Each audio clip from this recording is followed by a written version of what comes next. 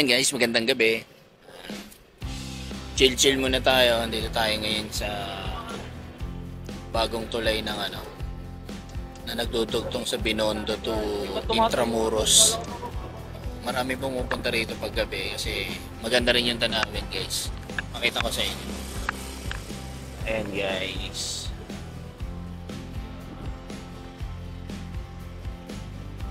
So yun, ito guys. Itong part na to, papunta ron. Papunta siya ng Binondo guys.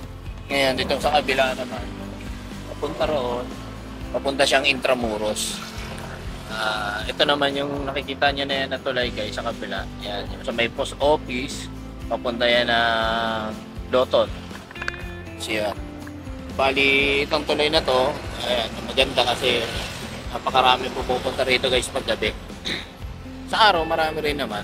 Kaya lang sa gabi maganda dahil syempre makikita mo yung mga magagandang ilaw ng mga gusali at yung ilaw ng tulay mismo. Ayan, tapos ilalim ng tulay ilog Pasig.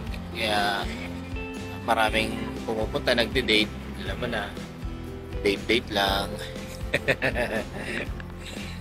Yun, dahil chill-chill lang muna tayo sa susunod guys. Iba kasi yung nare-relax tayo guys dahil pagka nakakakita tayo ng mga ganitong tanawin, napakaganda, nakaka-relax, tapos hindi masyadong mainit ngayon dahil muulan-ulan na, di ba? So, hindi katulad ng mga nakaraan, sobrang init talaga. Pero ngayon hindi na masyado dahil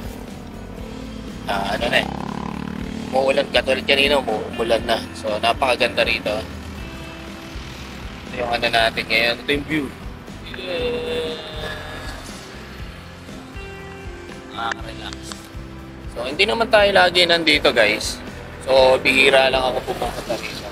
Pero, napunta na rin. Pero madalas daanan ko lang siya, hindi talaga ako humihinto. Hindi ako nagtatampo. Pero, ngayon, dahil maaga pa naman, kaya nagpunta ako rito.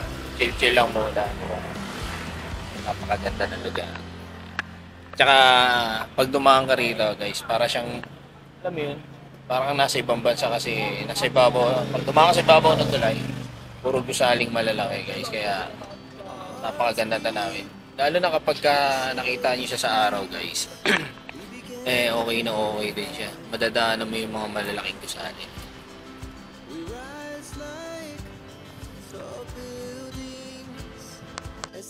Ayan, guys, antar tayo dahan-dahan para makita nyo. Ang maganda dito guys, meron din mga pulis na nagbabantay. Siyempre, marami tumatambay para may mga hindi magkakita. Hold up, diba? Kaya lang dito dati pwede mag-parking ng motor ito mismo. Ngayon, bawal na Pero may mga nakaupo, mga nakatapos.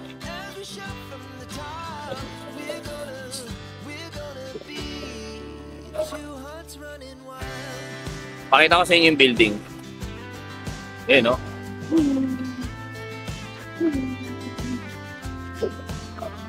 Di ba? So, nandito yung ibang mga nagmumotor, mga may motor. Dito sila nagpa-parking pala sa unahan. Kasi nga doon bawal sa gitna. Mismo na tulay. Kaya yung iba nandito mismo.